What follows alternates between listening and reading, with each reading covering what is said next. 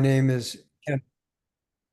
My name is Ken Pulse, and I'm part of the Berkeley Emeriti Academy that helped put this program together.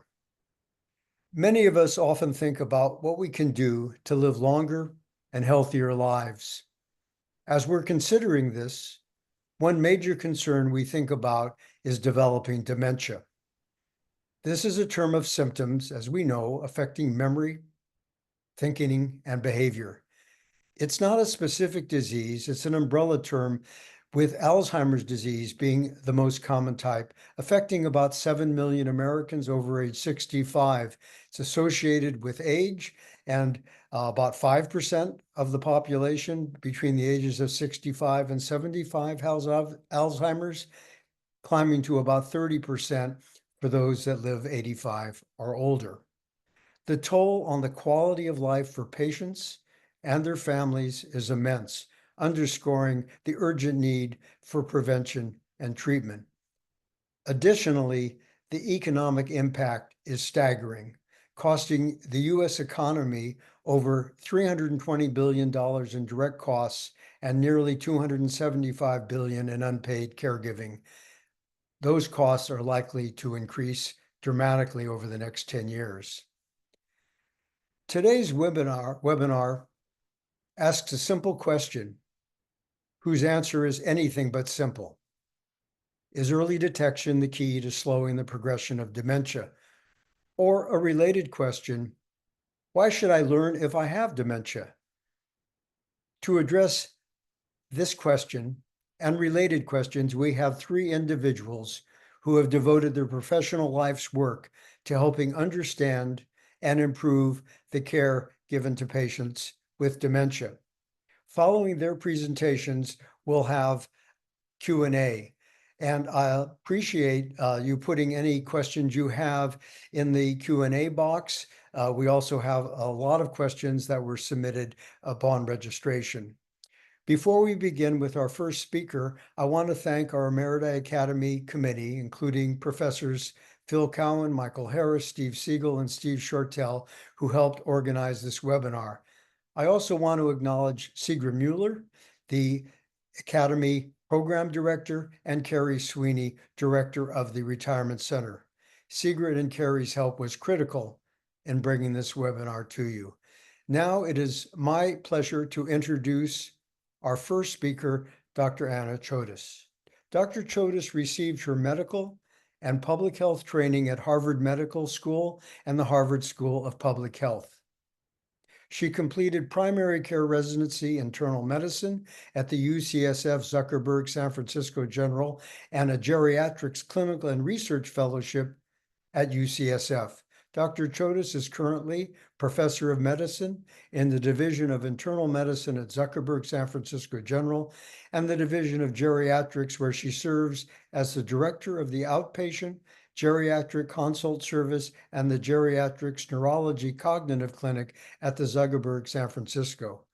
Professor Chodes' academic career focuses on understanding the unmet needs of older adults, especially those who are living with dementia. She is the principal investigator of the Dementia Care Aware, a statewide program to improve the detection of dementia in older adults.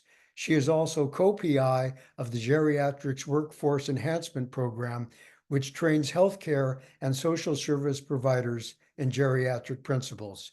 Dr. Chodes is also the director of the Whole Persons Geriatric for the San Francisco Health Network. Dr. Chodes is going to address why is early detection of cognitive impairment important, what is normal and abnormal, and what are the symptoms and how do we get diagnosed, and dispelling myths around cognitive impairment. Dr. Chodes, I turn the platform over to you. Thank you for participating in this webinar. Thank you so much. This is an incredible opportunity, and I really want to thank the organizers as well. I really appreciate the introduction. That was very generous. I think the big take home is I work a lot with primary care, and I work a lot with people living with dementia and their families and support systems. And I think it's a great privilege, and I love the work I get to do.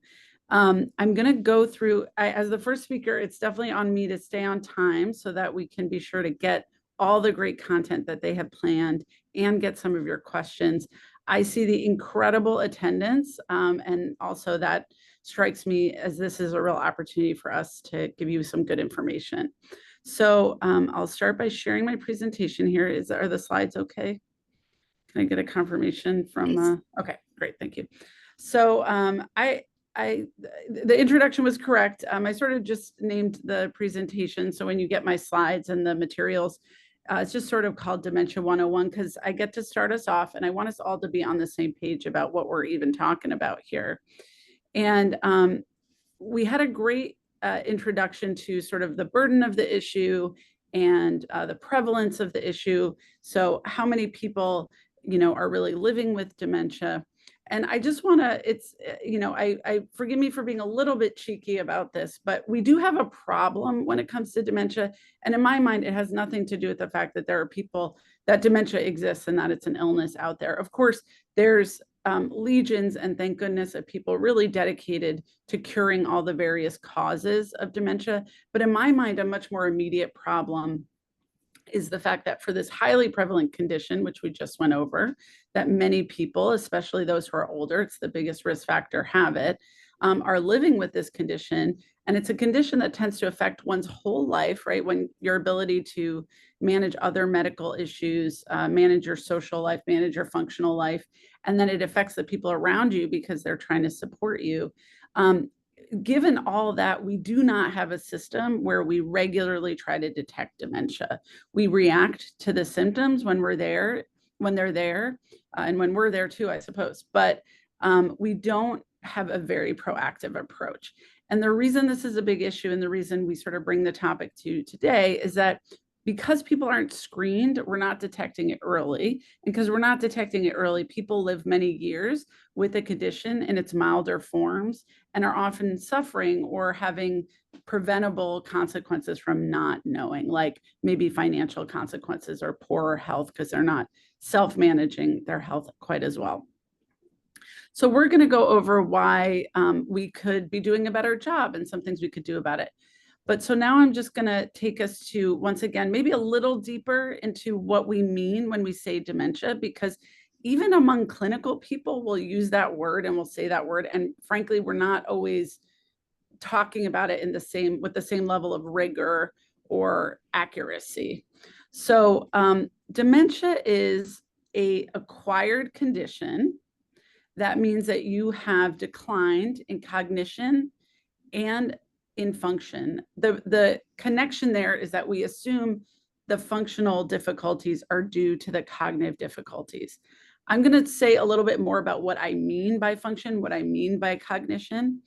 But the other thing to know is this criteria is clinical. We use a clinical framework to decide if someone meets the criteria for dementia syndrome. And it's in the DSM-5. That is I always forget what the S stands for, but it's the diagnostic manual for neurological and psychological or psychiatric diseases. So these, again, are syndrome-based diagnoses. It's the same manual you would go to diagnose major depression or bipolar disorder. That doesn't mean we don't have excellent tools to get that clinical diagnosis, but that's really what we should be talking about when we put in someone's chart that they have dementia, that we've established that they meet this criteria.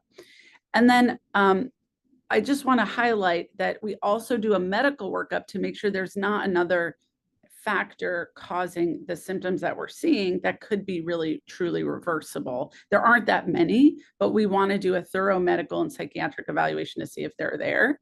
And then we also know that a lot of the things we might pick up on that evaluation contribute, but don't entirely explain the condition. But every time I'm talking to a primary care doctor or another specialist, I try to get us all on the same page that, what we're trying to do is establish that we have enough information to say this person has had a cognitive decline and a functional decline, and and they're new and progressive. And that's really how we meet the criteria. I'm going to go to the next slide to just mention what I mean by cognitive decline. This can be really confusing. And sometimes I like to just say that dementia can confuse all of us, the person living with it, the people around the person living with it, and the clinicians, because it can be hard to really perfectly determine, let's say, if that person has a cognitive decline in one or more domains, which is the criteria we need to establish. But the main thing I want you to take away from this is that the reason that's hard is because sometimes the symptoms are subtle, or they're in areas that we don't usually think of as being part of the dementia package. Memory is, I think, something most people recognize as a key feature for some people, but I would just emphasize that's true for some people with dementia. So memory is one of the cognitive domains that we think about, learning and memory, but there's several others that you'll see here. And I'll just briefly touch on it, that it could be attention, like someone has trouble concentrating or paying attention to things, and that's a feature of their symptoms. Executive, so organization, being socially appropriate, things like that would fall into that category. Language, the ability to use words you want to use, to understand language, so sort of in either direction. Perceptual motor control, those are fancy words, but essentially moving your body in space as intended. Tremors, stiffness, these might be symptoms that occur, and those are considered cognitive domains. And social cognition is another fancy word for behavior. This is a big one because it's really, really common. Up to essentially everyone who has dementia syndrome at some point will have a behavioral symptom. So it's really important to acknowledge, be able to recognize that a behavioral change primarily may be what is sort of the first sign. The other thing is just to know the difference between normal and abnormal. So this is a table, again, you'll get this, which I'm really grateful for because I don't want to, spend too much time on it. But the basic picture is, like every other part of our body, our brain does experience changes over time. And some of that we call decline. We could also spend some time talking about the ways our brains improve as we get older. But in this case, we do want to be, as to my fellow clinicians and us as interested lay people, we want to know what is relative should be expected. And for some people, it's a little harder to multitask, a little harder to remember some things. Don't fault yourself too much. There is a lot more in there in an 80-year-old brain than there is in a 25-year-old brain. But there are some changes that you would expect, like you would expect your running times to go up as you get older if you're still a runner, those sorts of things. But age-related decline does not affect day-to-day function. The other thing is there's a spectrum of conditions that we can now pick up and that we've known about, and that sort of are tied together. And so they used to be called mild cognitive impairment and dementia. And now the more formal terms are mild neurocognitive disorder and major neurocognitive disorder, to indicate that they're connected, that mild cognitive impairment was always a precursor condition considered, kind of on the spectrum preclinically of dementia. And really the distinction here is if function is affected. So as I already mentioned, if someone gets a diagnosis of dementia or major neurocognitive disorder, which would be the same thing, just different terms, it would be because we've detected that they have a normal decline in their cognition and that they're really needing the assistance of someone else to help with functional needs. Mild would be that we're detecting that there is a decline in a cognitive function, a domain, one or more, but that their day-to-day functioning appears unaffected as of yet, although they may be using some new compensatory strategies, but not really needing the consistent help of another person to accomplish those tasks. Again, I'm going to go back to what those tasks are in a minute so that I'm a little clearer about that. But I just want to say, here's where things get also a little confusing for everyone, which is that when we say there's this syndrome of dementia, the reason is because often we're at the level of detecting the clinical symptoms of this cognitive decline and the clinical symptoms of the functional decline. But we can't always say for certain what the underlying disease is that's causing it. The implication, though, if you get a diagnosis of dementia, is that underlying that is a neurodegenerative process. So there's a disease that's causing neurodegeneration or loss of brain cells or loss of function of brain cells that is giving you these symptoms of the dementia syndrome.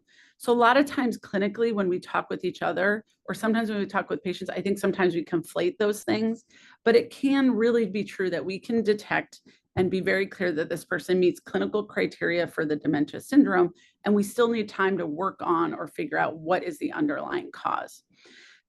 It's actually a huge number of diseases that could cause dementia syndrome, but really there's a handful that are the most common, and Alzheimer's disease is the most common.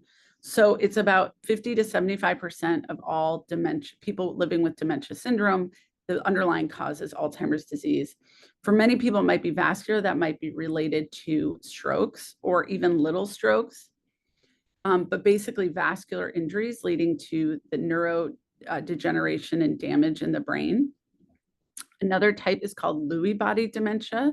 That got some attention when it was revealed and discussed that that's what Robin Williams had. And that was something he was suffering from. And then frontal temporal dementia is another common one, less common than the others, and is what Bruce Willis is currently living with, for example. So I think these are unfortunate that they have these conditions, but also helpful that we can see that there's different types of presentations and that people can have different diseases that would cause a dementia syndrome. So that's what we're doing behind the scenes as the doctors is trying to figure out, do you meet criteria for dementia? And then what could be causing it? And then occasionally people have more than one cause. So they have Alzheimer's and vascular. So that can occur too. And we sometimes call that mixed dementia. How would you go through getting a diagnosis? I'll just go over this quickly so you might know what to expect. The doctor should take a good clinical history. So understanding what symptoms you have and going into all those cognitive areas and all those functional areas. So asking questions about how you're doing these things, what symptoms have you noticed? And the key thing about the symptoms is not that you've ever had one, because we've all forgotten a word. We've all lost a set of keys or a phone. But in this case, it's really, are you always losing your phone? Is it getting more frequent? Are you not even realizing you lost your phone? So the severity of the symptom, meaning how big of an impact is it on your life? And then is it getting worse over time? So she used to ask me occasionally, you know, if we had an appointment tomorrow, and now if anything's going on at all, she'll ask me 10 times a day. So that might indicate that that symptom is getting worse. And then how are you functioning? The key information here is we call it activities of daily living and instrumental activities of daily living. And I believe there's more information about that later in the talk. So, but just these are pretty standard day-to-day functions, like getting dressed, taking a shower, to things like managing finances, doing grocery shopping and meal preparation. So those are the kind of questions you might get asked. For the exam, we do a thorough neurological exam to look for any signs of other evidence of neurologic disease. And that can help us with what's going on in the brain underlying the symptoms. And sometimes people get a neuropsychological test, and this can be a very long test with lots of questions and memory tests and calculations and drawing, or it can be a shorter test in a primary care office. But this is in a way our way of listening to your brain. So we can't listen to it with our stethoscopes. So we need something to tell us how well the brain is functioning. So you might get a test like this. There is some blood work involved. We want to look for, as I mentioned, those reversible kinds of dementia that can be HIV, untreated syphilis, vitamin B12 if it's very low, and unregulated thyroid. And then usually a quick review or new check on someone's liver or kidney function, just to make sure that's not contributing to the picture. And then often a key piece of this, when possible, is talking to someone else that knows the patient and really trying to see what they see and see what they've appreciated about that person's abilities. Because unfortunately, a key piece of the dementia syndrome is often that people do not recognize or notice that they have symptoms. So it really is a key piece of our work if we can get that information. And in my where I practice, many times I can't, that's fine, but it is really, really helpful when possible. So it would be a standard part of it for someone to say, could I talk to the person you live with, close friend or family member who sees you regularly. So now I'm going to switch to why would you go through this? Why would you get diagnosed early? And by early, I don't mean early in life, which of course would be important too if you were having symptoms in your 50s or early 60s. But why would you get diagnosed at all? So I do encounter a lot of folks who think there's not really a reason to know. And I would love to counter that narrative as much as possible, because it's so the opposite. There is so much we can do. Not a lot of it is fancy medicine. So that's why my colleagues in medicine don't always get super excited. But a lot of it is really, really, really practical.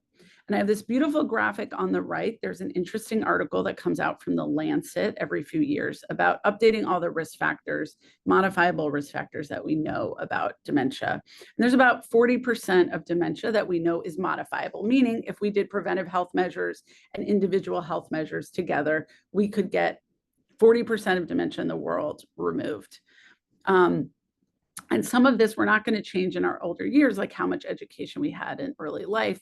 There's a lot of things. And the biggest ones I refer to as the brain health plan, the things we can do. And there's the reason to know, because if we start treating these risk factors, it turns out the risk factors for dementia and the risk factors for progressive dementia are very similar. So we can just slow down dementia if we address the same risk factors. But also it's a life planning issue. So if we know earlier when we have more cognitive abilities, we can often plan and put forth a plan for later life when maybe we have less cognitive abilities. That is far more in keeping with what we want. We have way more ability to participate in that planning and are much less vulnerable later in life if we can do that kind of planning.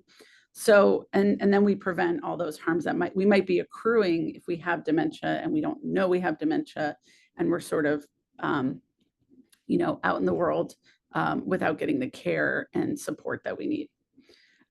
So I just wanted to go over what a brain health plan would look like. And again, it may not seem very fancy. It may not have a lot of product endorsements tied to it, but it is absolutely essential. And I think just, again, really achievable. Believe it or not, hearing and vision are among the two strongest risk factors for progressing if you have dementia more quickly if you don't address them, and a risk factor for getting them if we don't address them in midlife and later life. So vision, most people want to correct their vision. The usual reason people don't correct their vision is either finances or they don't realize that they're having vision trouble. But so regular vision care. Hearing we know is a big issue to correct. A lot of people don't like the hearing corrective devices. They're very, very expensive. So we have a lot of policy work to do around that, but and programmatic work. But I think if you yourself are experiencing any hearing loss, I cannot tell you how important it is for the brain's health to be able to hear well. There's a couple doctor pieces of this, which is making sure you're not on any medications that slow the brain down or affect its functioning. There are many out there, and there are many ways to just do a quick check on your medication list to make sure it's the healthiest for you. And then managing blood pressure, diabetes, and actually cholesterol is a new risk factor in the latest Lancet review. So making sure that that's what we call heart health or vascular health factors as well.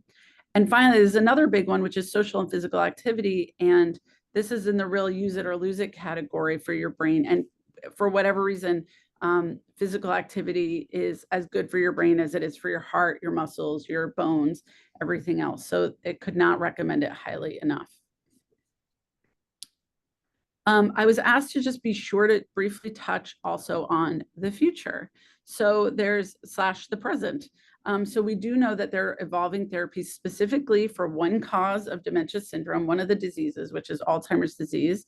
That's very exciting because as the biggest cause, it would be, a huge weight off the shoulders of all of us if we knew that we could really affect this disease and stop it in its tracks. Very interesting findings, and I'm just showing you, one was published in JAMA, one was published in New England Journal, these new therapies.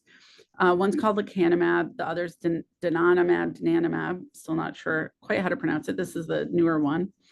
And really briefly, wanted to give you some information about them. Again, you'll get these in your slides, but this would be something that's an IV infusion. It's a monoclonal antibody that finds the amyloid plaque in your brain, and it helps your immune system remove it. Amyloid is what accumulates in the brain in Alzheimer's disease and makes the brain function less well.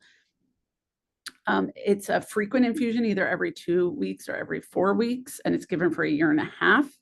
To be eligible, though, you have to know very early. So you have to be very mild to the mild neurocognitive disorder or MCI stage, or very mild dementia stage, meaning you need very little assistance functionally.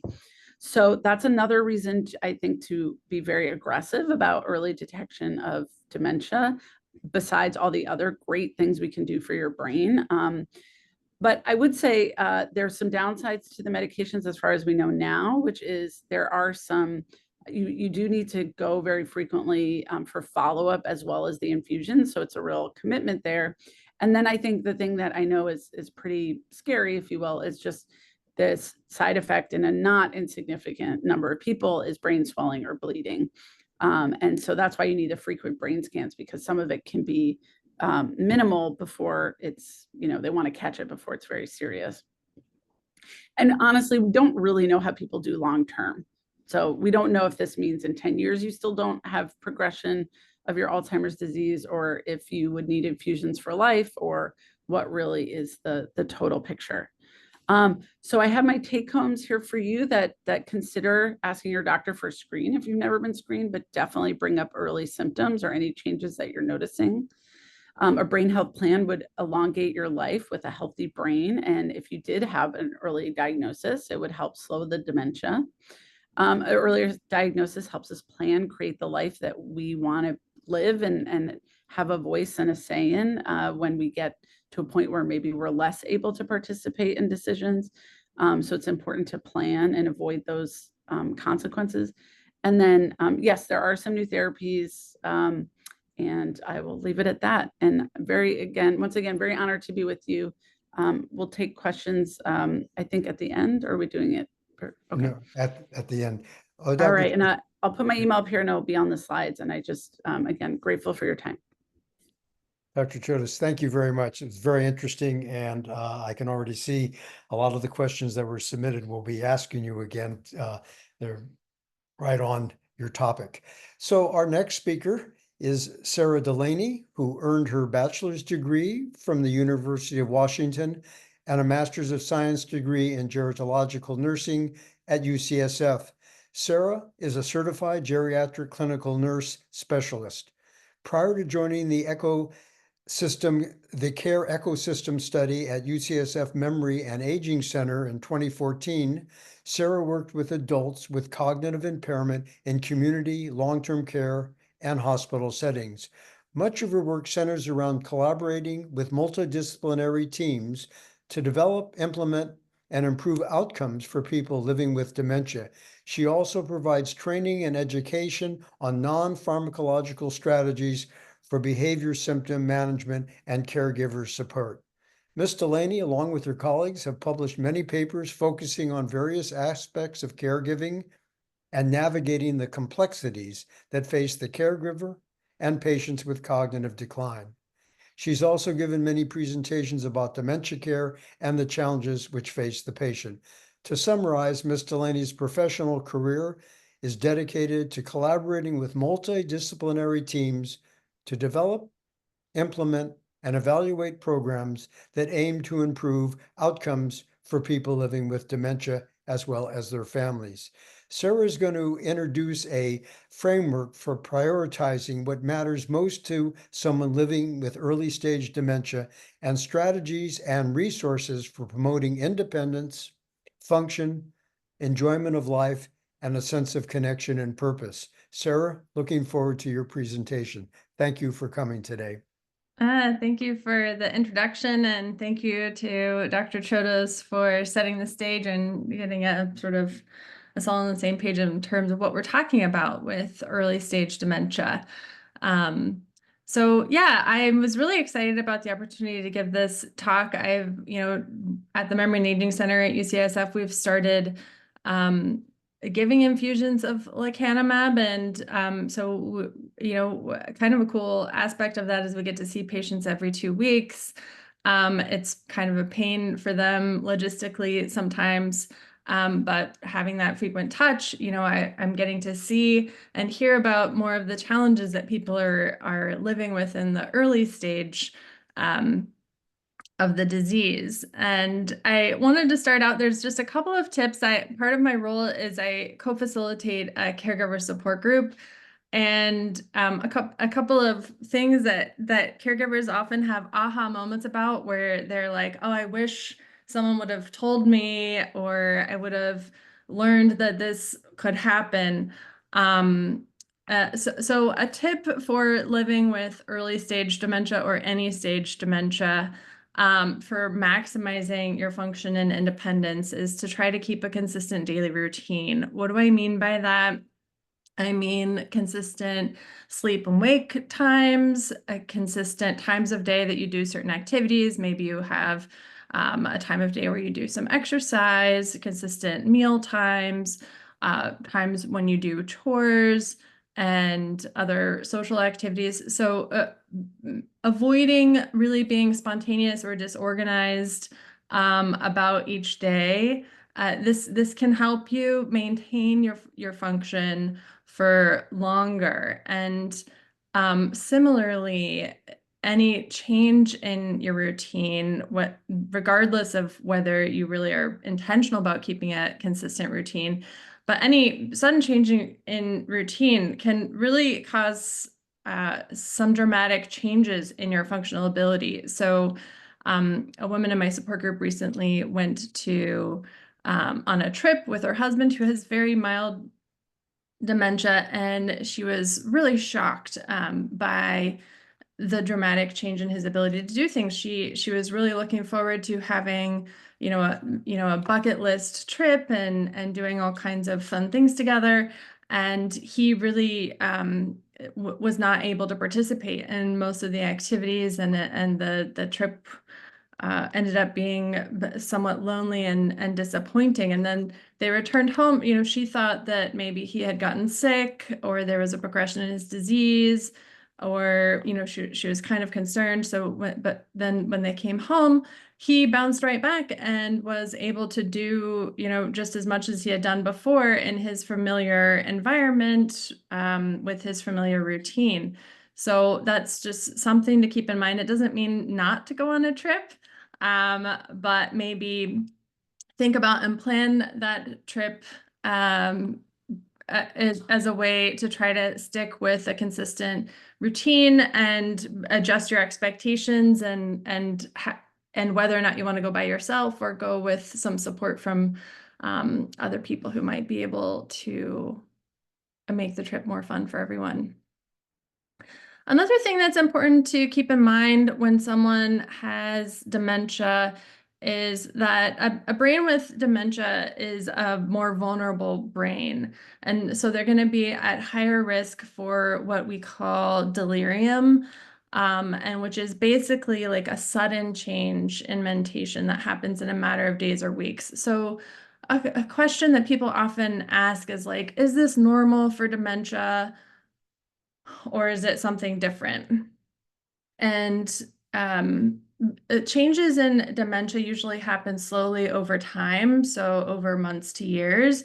So if you see a sudden change in a person's mentation or function or behavior, all of a sudden they're seeing things. The classic post-operative delirium would be seeing bugs on the wall or feeling bugs on your skin. This is a sign of delirium. And the good thing about delirium is that there are usually some underlying causes that are reversible. So I'll talk about those on the next slide, but just want to let people know. I think a lot of people are aware that people can be at risk for delirium after undergoing general anesthesia for a procedure.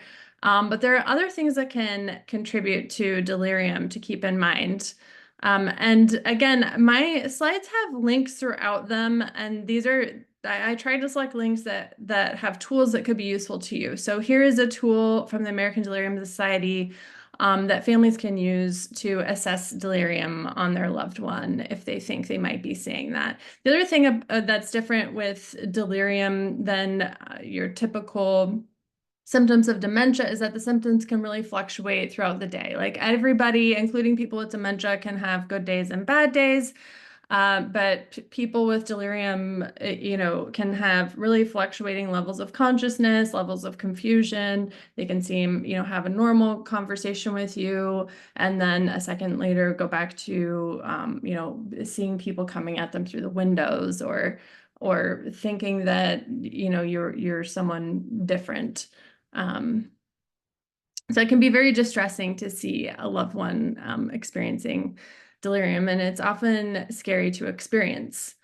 So again, there's a link here to this NIA handout on common medical problems that happen in people with Alzheimer's disease.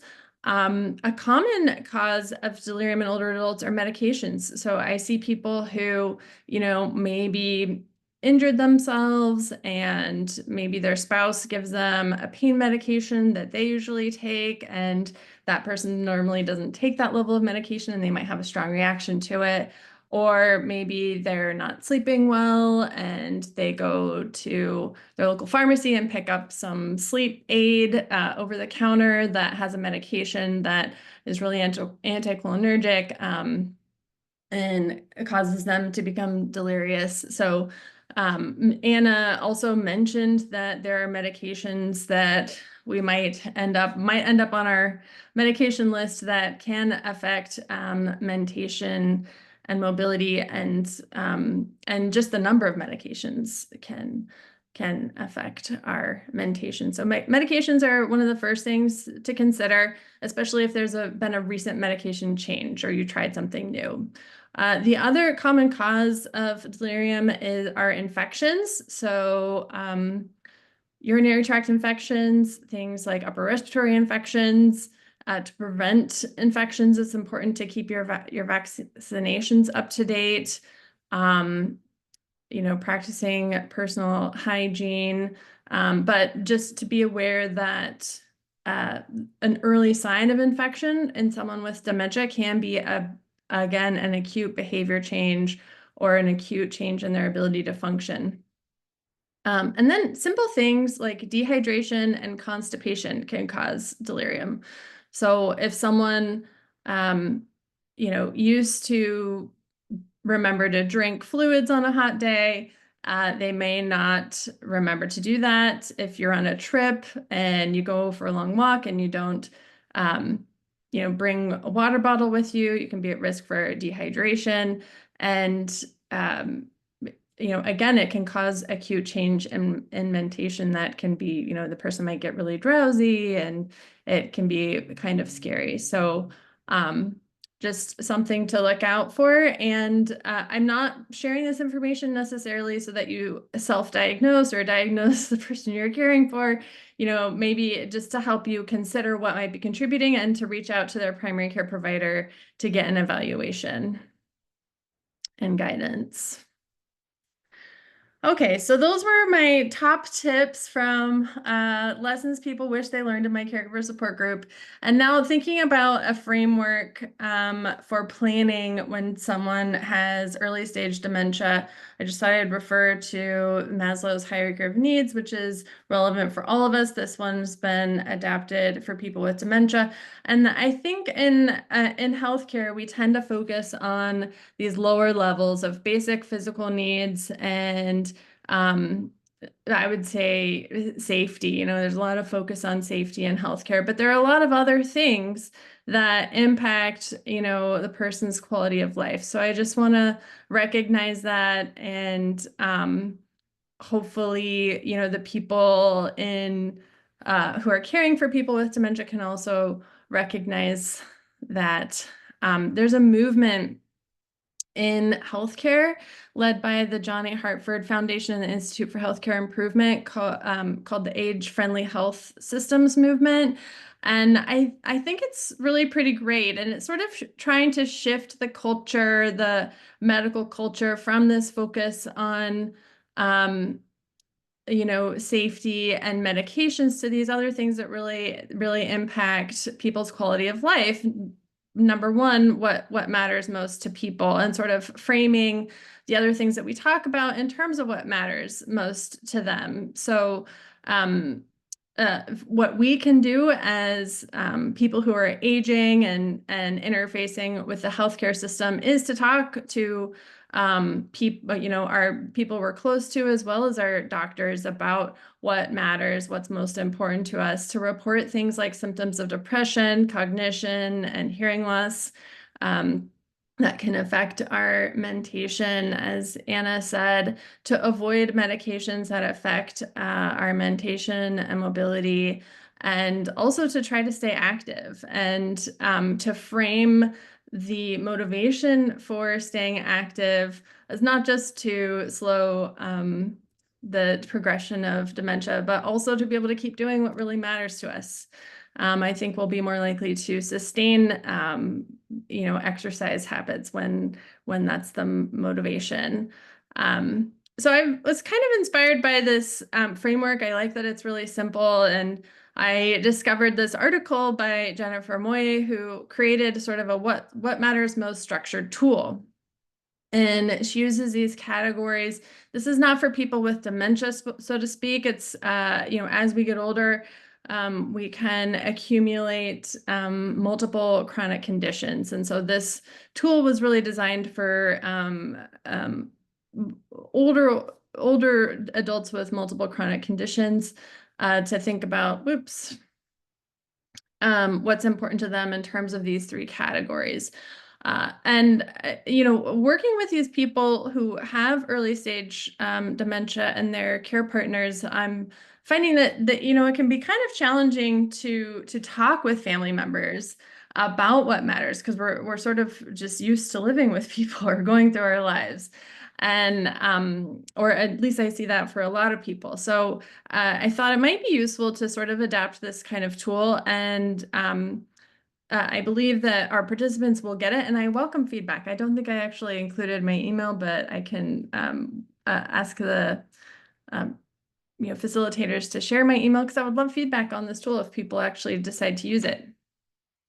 So I adapted the categories a little bit from Jennifer Moyer's tool, from function to health and independence, sort of combining the health and independence pieces. And I'd like to just highlight, like Anna mentioned, that one of the important reasons to get an early diagnosis is to have the opportunity to really plan in advance. And I just want to highlight the importance of completing some medical and legal and financial planning. And if you've already completed it a long time ago, to revisit that, because not all the time, but sometimes it happens that, the way that these sort of legal documents were completed or not completed can really contribute to family conflict around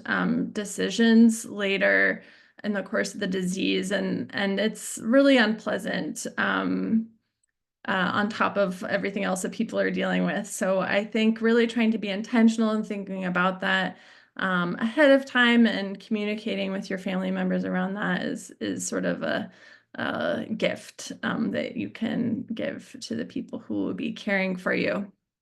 And then thinking about the kinds of things that bring you joy in life and making sure that you do those. I will say, I have most often worked with people in the moderate stage and caregivers caring for people in the moderate stage, where there tends to be more behavior challenges. And one of my favorite strategies for reducing behavior strategies is increasing joy in life. And finding pleasant events. So really trying to stay active in ways that bring you joy can improve your mood and make it more fun to be around you. and just make your life more, worthwhile and in terms of quality of life. And then what's important in terms of connection, and I added purpose, because I find that's really important to people and I think can be connected with family. So the way this tool works is as originally created, would be to select three items from each category of the things that are most important to you, and then write those down. And then you would narrow that down to one item in each category, and then think about how to address that. So it might be that at this stage, planning for medical, legal, and financial needs is one of the most important things, or it might be that, I'm really having trouble keeping up with the housekeeping and chores, and that's what I really need help with in order to get to this legal financial planning. So hoping that a tool like this might help you see the big picture and also make some priorities. So my team and I thought we would describe a little bit in more detail some of these items. These are things that I find myself trying to help people in the early stage and their caregivers find help with. And this is not exclusive to people with dementia. A lot of us need help with technology. I mean, I myself rely on the IT support at my employer to help me with technology. I see people of all ages, getting at risk for scams and clicking on links and things like that. So getting help with technology to both protect yourself from scams, so using things like a password manager, and then navigating and figuring out how to use smart devices and smart devices that are connected, and video conferencing for telehealth visits, and making sure that you have internet security again, and then someone who can help you with troubleshooting. So I would say help with technology is a common thing. Obviously, if there are basic needs that are unmet, like that Maslow's hierarchy of needs, thinking about how to address those needs, that would be a priority. And that includes vision, hearing, and communication aids, transportation, being safe from abuse and exploitation. And then I do see substance use, particularly smoking and alcohol use, playing a role in or contributing to challenges in early stage dementia. So the other big need I find is this idea of personal assistance. So maybe some of you have had assistants or people that you delegated to earlier in your career. Some of us haven't, and it can be difficult to delegate or learn to ask for help with these kinds of things. But there are lots of tasks or ways that other people can help us keep track of and manage things. A lot of high-powered individuals and celebrities have personal assistants. It doesn't have to be something that's stigmatized in terms of asking for help with these things. But again, getting help with some of these higher level management tasks that can build up and kind of become overwhelming, it can really be helpful in, again, giving you more time and mental energy to focus on the things that you really enjoy and bring meaning to your life, and help you function at a higher level.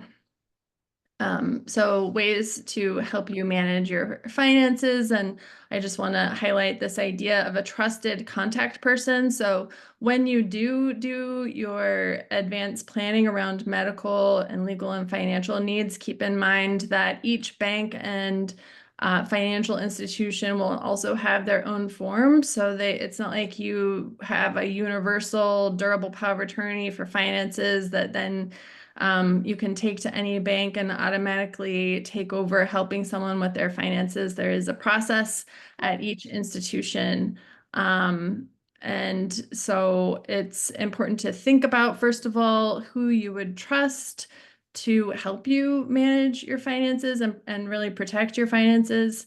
and then come up with a plan for how to help them take over if and when that is needed. And then just navigating medical and dental care is complicated, and I'm inside the system and I think it's complicated. So I'm guessing it's really complicated for people who don't work inside the system. And I am sharing a lot of resources. Also, this is in a Word document that will be shared with each of you. So hopefully you'll find some of these resources helpful. But again, with the personal assistance idea, that the need to organize your paperwork as a way to help someone yourself stay organized, and also if you ever need help in the future, for someone else to know where to find what they need in order to be helpful to you. When you think about the home, not just thinking about home safety in terms of the risk for falling down the stairs or leaving the stove on, but also how much clutter is in the home, how easy is it going to be for me to one of the ways that dementia can affect function is by changing depth perception, which can contribute to falls. So using things like color contrast and reducing clutter, those kinds of strategies are fairly simple and can help help people maintain their function for longer. There are a growing number of resources for thinking about and planning for medical, legal, financial planning. For most people, I do recommend working with an attorney, preferably an elder law attorney, and you can get free legal help for advanced care planning through your local area agency on aging. But these two websites, Prepare for Your Care and Plan for Clarity. Prepare for Your Care is a website designed to help people plan for future medical care, and Plan for Clarity is really designed to help people plan for legal and financial, like the durable power of attorney for finances and whether or not a trust might be needed, those kinds of things. And then I also find that the consumer finance.gov website is really helpful. When you're thinking about asking for help, and you might have concerns about, being able to trust someone, or that they might try to take over, it can be helpful to put things in writing around, what are your expectations and what are the limitations of their role. And so there's some templates here for agreements or contracts, so to speak, one with paid and domestic employees, and one with family members around agreements with family members. So it's not a step that a lot of people take, but I think it can be helpful to really clarify what you want and what you don't want. I encourage people to look into support groups and social programs. There are support groups for people with dementia, the Dementia Alliance International. It's a very active group. They have online support groups for people with early stage dementia. The Alzheimer's Association also has some early stage groups. There are programs both virtual and in person. So Front Porch, formerly known as Covia, has a telephone-based senior center program. They have basically audio and virtual social engagement that activities that are free, and you can look at their website to see they have a quarterly catalog. And then the Elder Village movement. So for those in Berkeley, there's the Ashby Village. There are villages throughout the Bay Area and across the country. And these are basically mutual aid communities. There's usually annual or monthly dues, and they also usually have some social programming. They have volunteer programs, and I think those are really great for empowering people to connect with other peers and thinking about how to age in place. All right. In terms of purpose, joining advocacy movements or research trials. I include links there, and some health promotion links, but consistent with the exercise, healthy diet, brain health activities that you can do as part of your brain health plan. So in review, the take-home messages for living with early stage or caring for someone with early stage dementia is to try to keep a consistent daily routine to recognize and minimize the risk for delirium, and then report early signs of delirium to the person's primary care provider. To prioritize basic needs and safety risks if those are unmet, and then talk about what matters, both to the people in your circle and also to your medical provider, to stay active so that you can continue to do the things that are important to you. Avoid medications that affect mentation and mobility. Report cognitive and depressive symptoms and hearing loss. And practice delegating or asking for help, particularly around those items that we talked about, and be resourceful. So, reach out to use the links, reach out to groups in your community and online to live as well as possible with cognitive impairment. And so thank you for your attention and this opportunity, and I look forward to the next talk. Sarah, thank you very much. Lots of information there, particularly in the resources that we can use and so forth. And I'm sure there'll be questions related to that. Our next speaker is Daniel Kaplan. Professor Kaplan completed his undergraduate work at Binghamton University, Binghamton, New York. And following his undergraduate work, Daniel served as National Director of Social Services at the Alzheimer's Foundation of America. Completing that work, he entered graduate training, first receiving a master's degrees in both social work and philosophy, and then his PhD in the School of Social Work at Columbia University. Daniel is currently assistant professor at Adelphi University School of Social Work, where he serves as faculty director of the Center Nonprofit Leadership. His research and teaching includes both intervention and implementation studies that will optimize care services, clinical interventions, and supportive environments for older adults with mental and neurological disorders. Professor Kaplan is also active in the professional development of training projects to prepare the interprofessional clinical workforce to better meet the needs of older adults and their families. He has published extensively on topics that focus on improving the level of training of workers who are directly involved in elder care. Daniel is a gerontological clinical social worker focusing on caregiver wellness and resilience. He will present stories about family caregivers who resentfully cope with the day-to-day realities of dementia. Daniel, thank you for coming, and we're looking forward to your talk. Thank you, Kenneth. I wanted to know, I'm just cognizant of time, if you wanted to continue with that plan or you wanted to go to the Q&A. I think please take 10 or 15 minutes, and then we'll cut to the use your own judgment. Certainly we have a lot of questions of interest that we want to get to, and I appreciate your offering, but we certainly want to hear some points from you first.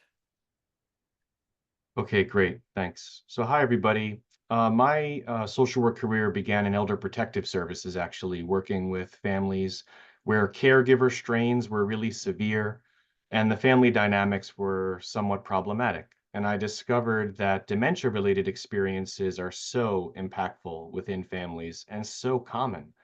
So I decided through that work I wanted to really shift to working in with that population as a clinician, where I then began to work at the Alzheimer's Foundation of America, providing counseling and studying and teaching.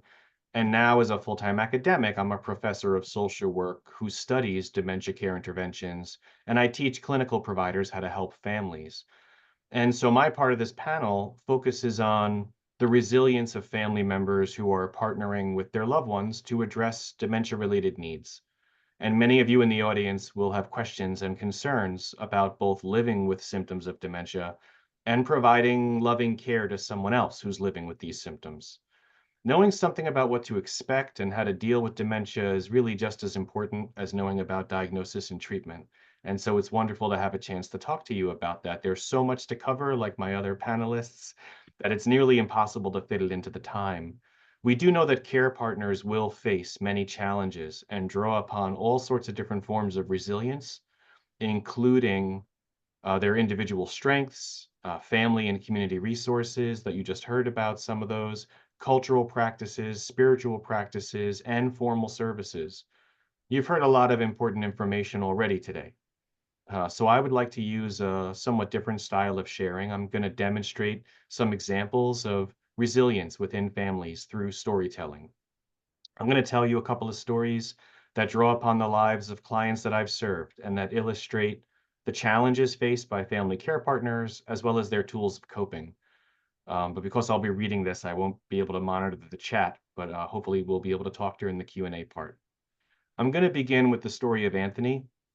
Anthony is a 77-year-old man married to Claudia in the year 1974. They lived together in a home in Los Angeles. Their second house, bought 8 years ago when they scaled down. They've enjoyed a loving marriage over the past 50 years. Their son, Anthony Jr., lives with his family in Chicago.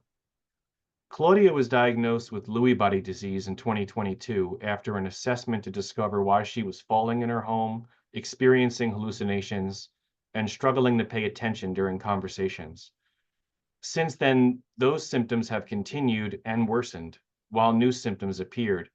She now has delusional ideas about needing to go home and take care of her young son. Her judgment is poor, and she sometimes leaves the home on her own without bringing along her purse or phone. She's become lost twice and fallen on the sidewalk once. She has tremors in her hands and struggles with all kinds of daily tasks. Her symptoms are sometimes better or worse, depending on the day, and she relies heavily on Anthony for care just about every day. Anthony is a dedicated and skillful care partner. He's patient and kind when helping Claudia. He's made the home as safe as possible, and now always makes sure that he is with Claudia or knows where she is within the home. Anthony handles the home cleaning, meals, bill paying and banking, medical appointments, and daily medicine doses. He supports Claudia during her time in the bathroom with both showers and using the toilet so that she has his reassurance, supervision, and hands-on help when needed. However, Anthony is the only family member who's available to care for Claudia in the home. The other relatives live far away. He struggles with chronic hip and knee pain, problems that have been getting worse over the past 6 years. Anthony had help from a great medical team when Claudia was first diagnosed. He received treatment information from the geriatrician and neurologist. The nurse practitioner taught him about Claudia's symptoms, and then later how to help with safety. The social worker spoke with Anthony several times, providing referrals for a home assessment and healthcare benefits checkup, as well as giving supportive education about the impacts of caregiving and strategies for coping with those impacts. Anthony was willing to listen and learn. He wants whatever information may be helpful. He reads websites and books about Lewy body disease, dementia care, and self-care. He's proactive in learning about the challenges that are likely to come up next, so he can recognize them and understand how to respond. He routinely calls the helpline of the local dementia organization to ask questions. Anthony has hired a personal care worker through a service company. The worker is trained to provide supervised companionship and hands-on help. This allows Anthony to have time for himself twice a week for whatever he needs to do. He knows that this is important for his wellness in the long term, and he's determined to sustain his roles in Claudia's life for the rest of her days. Anthony has found ways to lean on his community during these difficult times. He and Claudia have been longstanding members of a Methodist Episcopal church. Anthony told his church friends about Claudia's condition, including her symptoms. He asked for help, and it's been given with enthusiasm and love ever since. They have 1 or 2 short social visits every week, and they can watch Sunday sermons on a live stream. Anthony talks to his pastor by phone once per month. He also reached out to the extended family. When they heard the news and asked how they could help, he wasn't sure what to say. In time, they asked again, and he decided to offer them very specific roles that they accepted with grace. Anthony's sister has become the information hub. He tells her all the updates, and she tells everyone else to spare him that effort. She also fills him in on the family's news so he doesn't feel so cut off. His brother-in-law happened to be a retired estate lawyer who was given the job of guiding Anthony through the process of working toward Medicaid eligibility by spending down assets and setting up trusts. Anthony Jr. visits every other month. He does some of the bigger jobs of keeping up with house maintenance, and he always brings the car in for tune-ups, tires, and inspections, so his father doesn't have to worry about any of that. Lastly, when Anthony started struggling with sleep because his mind would race with worry, he decided to ask for help rather than let this continue to impact his patients during care. He called the helpline again to ask about caregiver support groups. He was thrilled to learn that some of the groups meet on video, and he's attended weekly video groups for the past 3 months, where he made new friends, received tons of tips, and even shared a few of his own. He's been sleeping better and keeping up with his own PT exercises when Claudia naps. He feels good for the most part. The forms of resilience in Anthony's story include receptivity to the help and guidance of the medical team, a proactive approach to learning whatever will help him to be kind and patient in his care roles for Claudia, thinking ahead to the near future so as to anticipate and prepare for upcoming challenges they may face together, assuring care coverage so he has weekly breaks from his care roles, being open and connected to his preferred community of friends and his spiritual leader, asking for specific forms of help from family who are relieved to have ways of helping, and making a commitment to participating in a support group over time. I'm also going to tell you the story of Janine. Janine is one of 3 children of Liz and Leonard. Leonard, the father, died 4 years ago at the age of 82 from a heart attack. Liz, the mother, is now 86 years old. She lives alone in an apartment in a building with an elevator in a residential neighborhood in Sacramento. Janine, the daughter, also lives in Sacramento in a large apartment she shares with her spouse. Janine is 58 years old and works full-time as a professor of literature. Janine has lived with her partner, Alicia, for 20 years. Her 2 brothers live with their families in Washington and Arizona. Liz, the mother, was diagnosed with vascular dementia in 2019 following a major stroke. Leonard was alive at that time. He called for an ambulance when he found that Liz was speaking strangely and reporting dizziness and weakness in her arm. She survived this first ischemic stroke and one other stroke a few months later. Her dementia symptoms came on gradually and were quite noticeable after Leonard died. Her memory of the past is patchy, and she's unreliable in making new memories, sometimes aware of recent events and sometimes not. Confusion is the best way to describe her mental state most days. She's often unaware of what's happening around her and what she should be doing. Liz has visual orientation problems, such as trouble matching shoes to each foot and putting away dishes in the cupboards. She can't always make her legs cooperate when she wants to move. This, coupled with her bladder control problems, leads to frequent urinary accidents. Liz needs daily care at this point. She needs help with getting showered and dressed in the morning and help with meals and medication throughout the day. She can't take care of the apartment much at all. She benefits a lot from the presence of another person who can offer comfort and companionship as well as in activities. Janine is the only local relative and's taken on some care responsibilities for her mom. Janine is very capable of organizing care for Liz, and she uses a team of home health aides, visiting nurses, and physical and occupational therapists. Janine knows about her mother's health history and current medications. She's the official healthcare proxy and medical power of attorney for Liz. She does well in all of these roles. However, she also struggles in a few ways. Janine works many hours per day during the semester, teaching and writing, and she's stressed out by meeting the demands on her time due to Liz's care. Janine realizes that her mom is ready to have an increased level of care. Even if Janine were more available, she would not willingly choose to become a hands-on caregiver for her mom. Their relationship has been strained for a long time. It's not a relationship defined by strong affection and acceptance. Janine describes herself as a reluctant care manager for her mother. She's getting organized now to figure out how to pick a skilled nursing facility that offers excellent dementia care. Janine's main hardships are emotional in nature. She has such mixed feelings about her involvement in her mother's life. She feels that her mother never accepted her. Their relationship was cordial at best and limited to one family gathering every 2 or 3 years. Janine's brothers were always emotionally closer to Liz, but they're far away.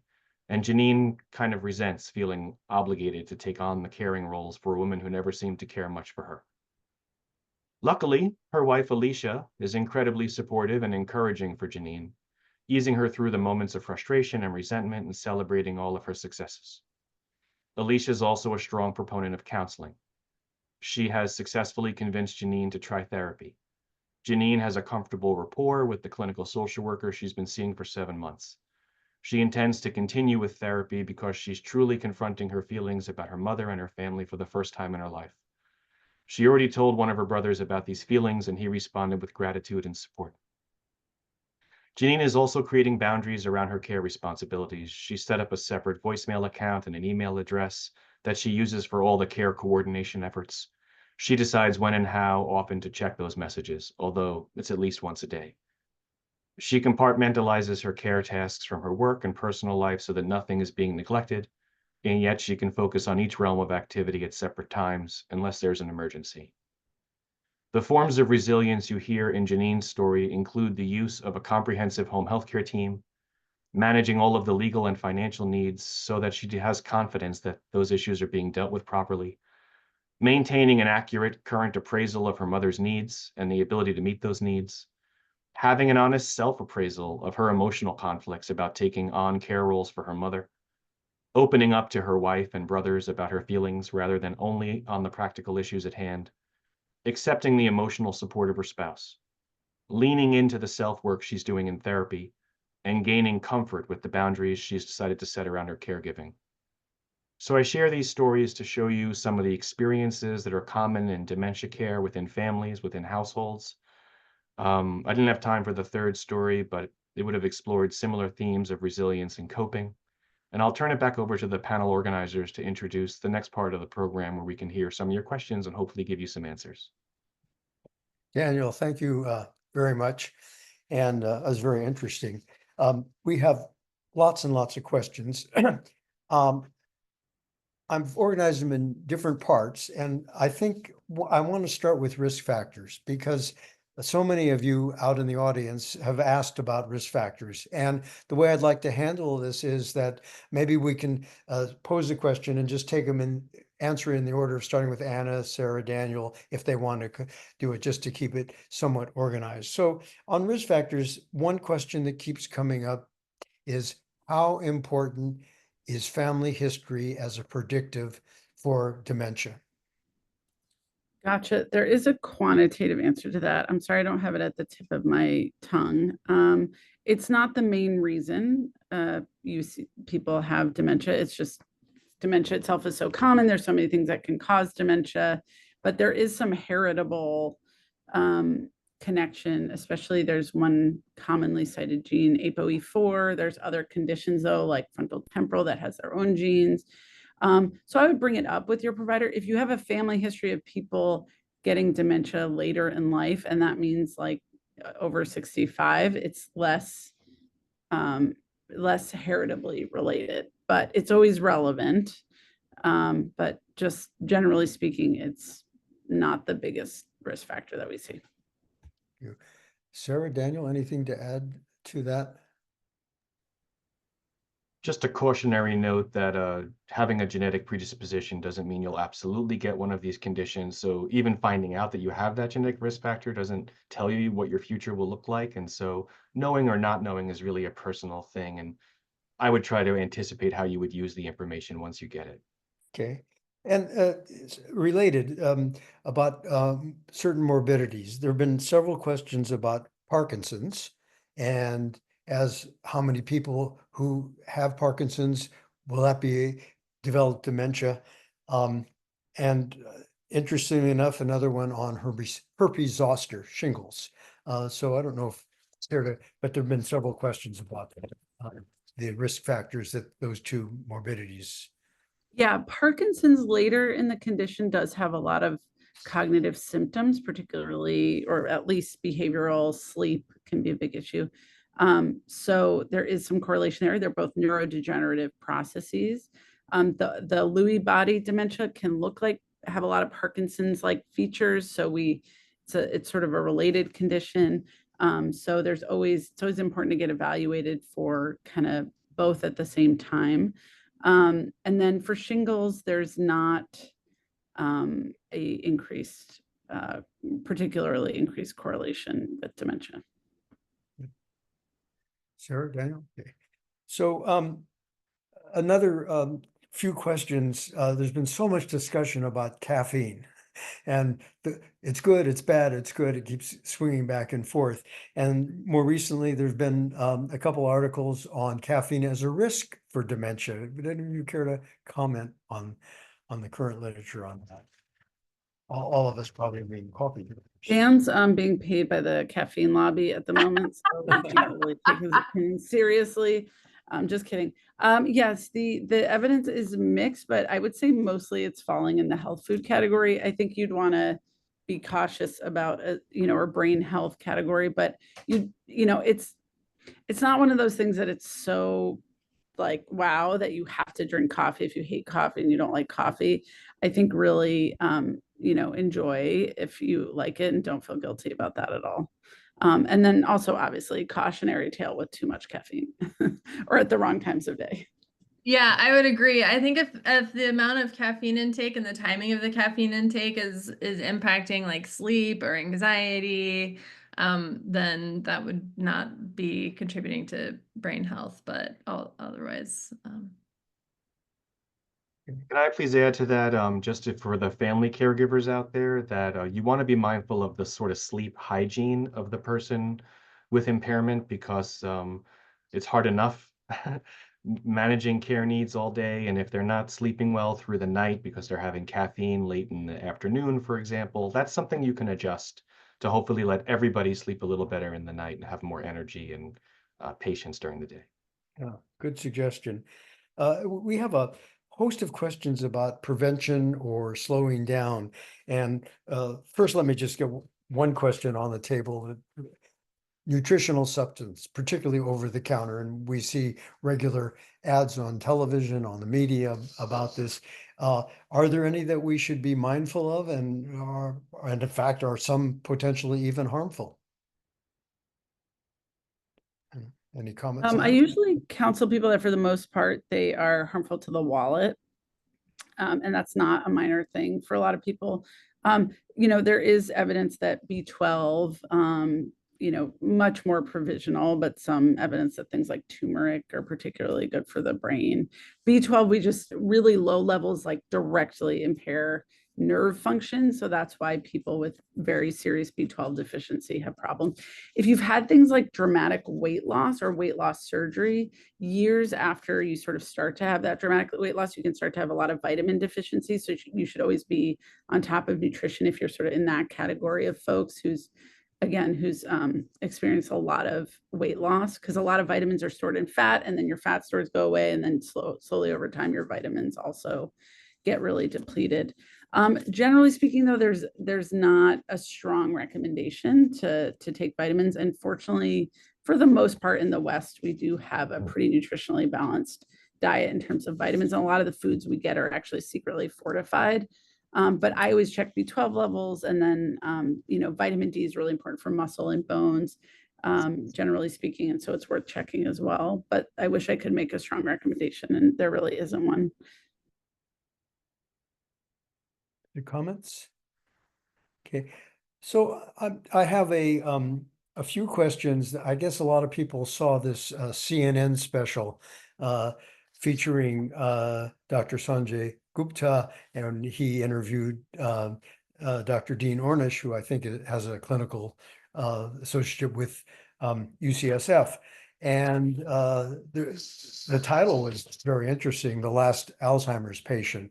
And Dean Ornish talks about a certain set of lifestyles that are not only might prevent dementia, but might reverse dementia. And I wonder if any of you would like to comment on, you have in your talks already talked about lifestyle changes. He has a particular formula, and I've seen this from others, and I don't know how strong the evidence is. It's certainly very exciting. And there were some questions about that if you'd like to comment about prevention and perhaps remission of dementia through lifestyle changes.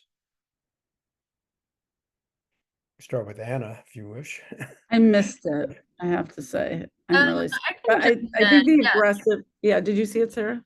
I didn't see it, but I've heard from people. I mean, I think, you know, Anna did talk about like the Lancet article shows or theorizes that, you know, 45% of cases of dementia could be prevented if you know, we address all the contributing risk factors. I guess you know, I think it's important to, again, and I'm not sure how the 60 minutes video is framed, but I think sometimes I see people react to a dementia diagnosis with really you know, focusing really heavily on, you know, needing to go to the gym and needing to really be rigid about their diet, and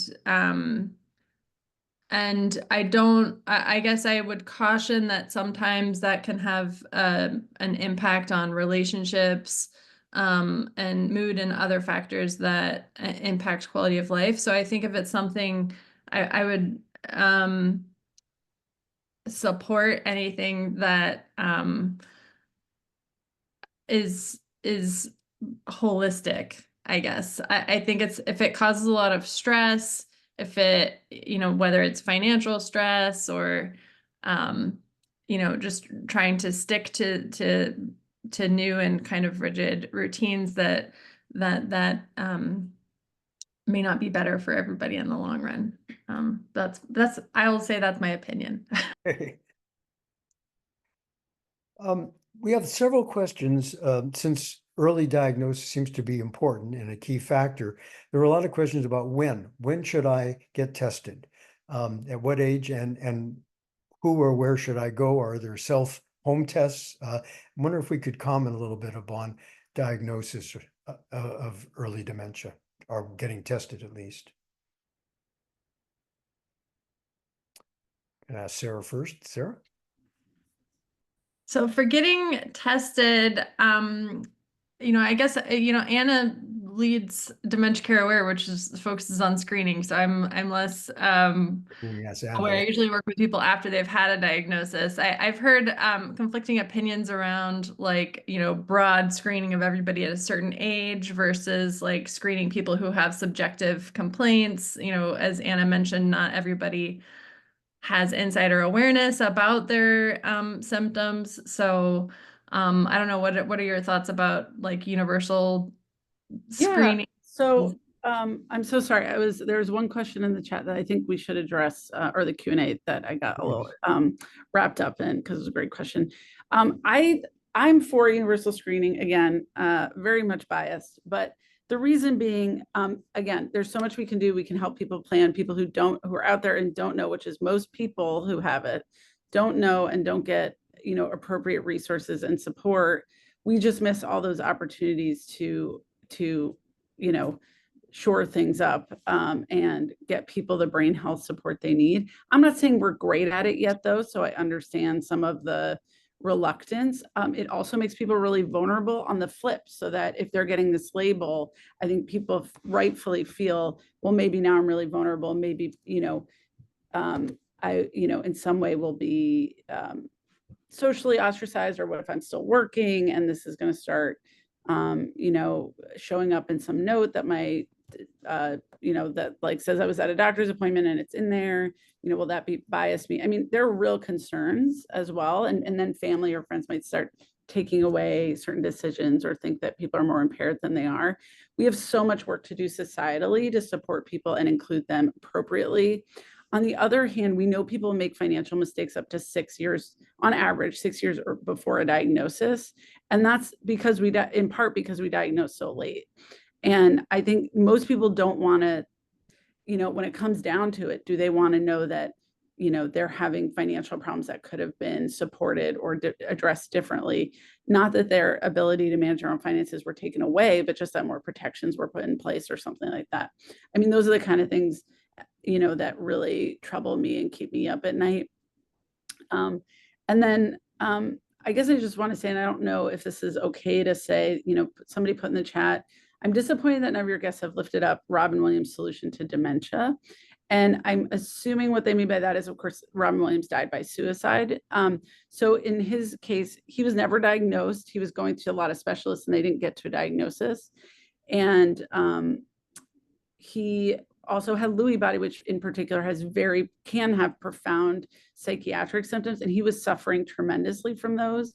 Not to say that that's, anyway, we do know that the risk is much higher in people who do have a diagnosis, particularly when not well supported.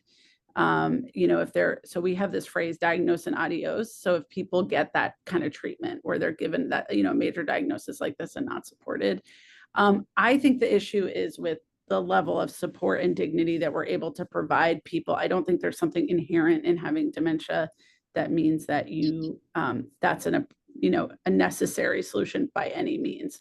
Of course, some people may make that choice in some sort of way. Is it at some point, is the Right to Dying Act going to include people with this condition? It doesn't now, because we don't know that they can make a reasoned decision. I will also say most people with disability will say that their life is a much higher quality than they would have rated it with pre-disability, looking at themselves with the disability in theory. So we have this issue of discounting people's lives when they're living with disability, when people with disability don't report that same level of lack of quality of life. So I think, I really emphasize the resilience, the adaptability of the human being, the way that we can support people, and that we could be doing better instead of, this is something that there's no solution to, and, there's no point. So, but, I obviously have tremendous sadness and regret in some sort of general sense about the fact that Robin Williams had to suffer like that.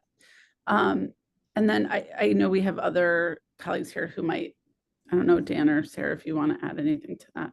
Yeah, I guess my thoughts are also that I think people can, with a family history, either as caring for a family member or seeing what someone they were close to went through, if that person suffered a lot, can feel like they don't want to go through that themselves. I think there can also be a motivation to really not want to be a burden on the people close to them when they become more dependent. And I guess, and my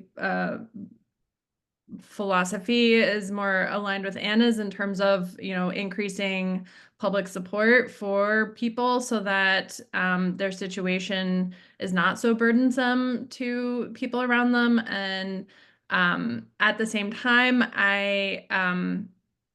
I do, support people in having choice and options, and I guess I'll leave it at that. Well, thank you. We're ending very close to the end of the webinar, and I want to take this opportunity first to thank Sarah, Anna, Daniel for participating. I apologize that we couldn't get to so many questions, which just suggests that there's unbelievable interest in this subject. And I hope you've found it very useful. In the chat, we've had many questions. Are you going to send this? We are sending the recording out, and all the links will be there for resources. So it probably will take about a week or 10 days, I suspect, before you'll get it, but you will get that. And if you certainly can contact myself or the retirement center if you have any specific questions or if you didn't get the link. Again, thank you very much. Carrie, Sigrid, thank you. And I'll take this opportunity to end the webinar. Thanks again. Bye-bye. Thank you, everyone. Thanks, guys.